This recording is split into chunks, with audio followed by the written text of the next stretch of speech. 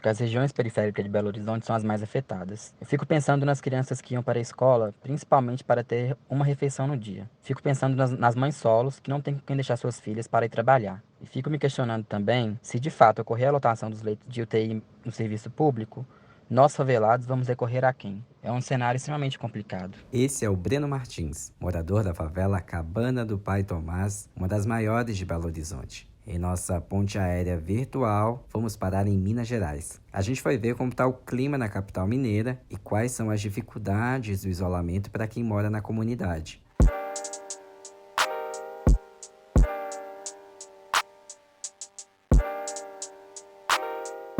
Oi, eu sou o Wagner de Alencar e estou em Quarentena, o podcast criado pela Agência Mural de Jornalismo das Periferias, com informações, histórias e relatos sobre a Covid-19.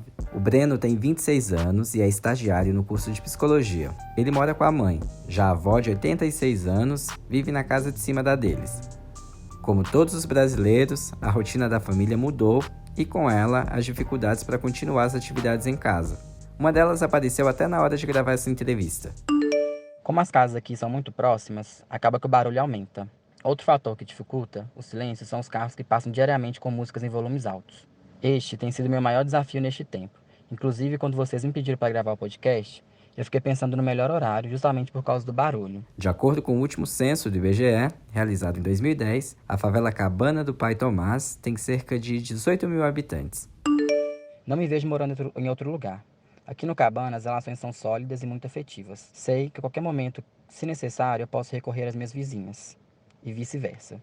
O Breno está preocupado com a galera que vive na comunidade porque os casos de Covid-19 dispararam em BH. Inclusive, na última sexta-feira, dia 26, o prefeito da cidade, Alexandre Calil, do PSD, anunciou que ia recuar no plano de reabertura da economia. Belo Horizonte já estava na fase 2 de retomada das atividades. Lojas de diferentes ramos do comércio estavam funcionando e, de acordo com a prefeitura, 92% dos empregos estavam ativos. Para você ter uma ideia de como as coisas não iam bem na área de saúde, no dia 25 de maio, quando começou a primeira fase da flexibilização na capital mineira, a cidade tinha 1.852 casos e 49 mortes por Covid-19. Um mês depois, já eram 4.942 infectados e 106 óbitos, os casos mais que dobraram, fora as taxas de ocupação de UTIs e leitos de enfermaria, que estavam entre 69% e 85%. Desde o início da pandemia, eu tenho observado que as discordâncias e a falta de diálogo entre o prefeito de Belo Horizonte e o governador têm trazido grandes impactos para a população, principalmente agora com as etapas de flexibilização, onde o número de casos de Covid-19 aumentaram drasticamente em Belo Horizonte. Os leitos de UTI estão perto da sua capacidade máxima. Isso me preocupa, pois as pessoas mais afetadas são e serão as pessoas pobres e marginalizadas. Com a decisão do prefeito de BH, a partir dessa semana, a cidade voltou à fase 0 do plano de reabertura e só serviços essenciais podem funcionar. Esse é o último estágio antes do lockdown completo, que é o nível máximo de isolamento. O Breno avalia que, se a cidade precisar adotar essa medida, os moradores de favelas e periferias vão ser os mais afetados. É complicado. Fico pensando que, frente ao atual cenário, é necessário. Mas sei também que as pessoas mais afetadas serão as pessoas das comunidades. Com isso, fico me questionando que, para nós, pessoas periféricas, teremos duas saídas: a morte pela Covid-19 ou a morte pela fome. Não podemos generalizar os contextos. A vida nas comunidades acontece em uma outra perspectiva. Os motivos que levam as pessoas a não manter o isolamento social nas periferias são diversos e não se resumem à vontade de estar com os amigos. Eu sempre me questionei por qual motivo as pessoas não conseguem respeitar o isolamento social, principalmente aqui na comunidade.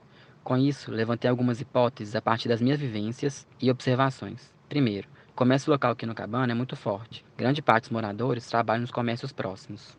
2. Algumas casas são extremamente pequenas e comportam famílias numerosas. Tem também a falta de acesso à informação e a necessidade do trabalho fora de casa como a única forma de subsistência.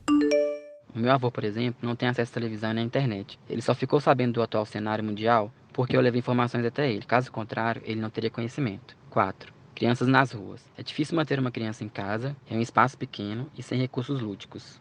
5. Casas extremamente próximas. Isso facilita o contato entre os vizinhos. 6.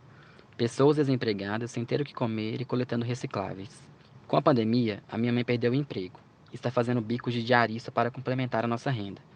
Fico muito preocupado com os impactos que isso pode trazer para a sua saúde, mas precisamos nos alimentar. Outra preocupação dos moradores da favela Cabana do Pai Tomás é o aumento das ações policiais. Os policiais têm chegado de forma muito incisiva e com equipamentos de grande porte.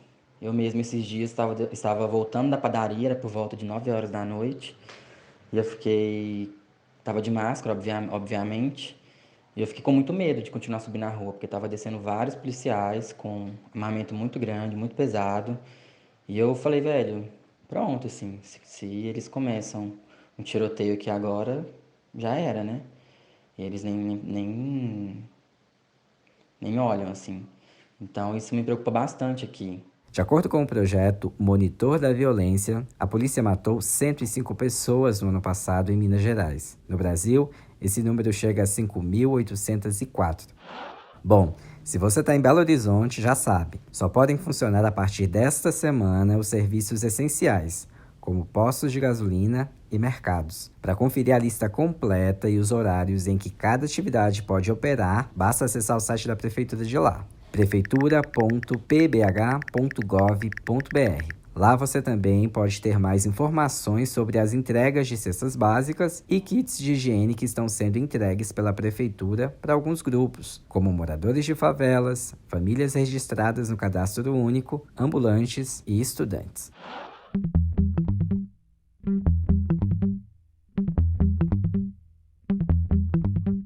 Por aqui a gente segue em quarentena, desejando que o Bruno, sua família e todos os moradores de favelas e periferias de BH passem por isso da melhor forma possível. Este podcast contou com a produção de Ana Beatriz Felício, edição de Anderson Menezes e edição de áudio de Juliana Santana. E o apoio é do Instituto Nubanco. Acesse outros conteúdos sobre a Covid-19 no site da Agência Mural, agenciamural.org.br, e também no Instagram, no Twitter e no Facebook. Participe enviando seu áudio para o nosso WhatsApp. Anota aí o número: DDD 11 97591 5260. Por fim, se for realmente necessário sair de casa, use sempre a sua máscara e evite colocar as mãos na boca e no nariz. Até mais.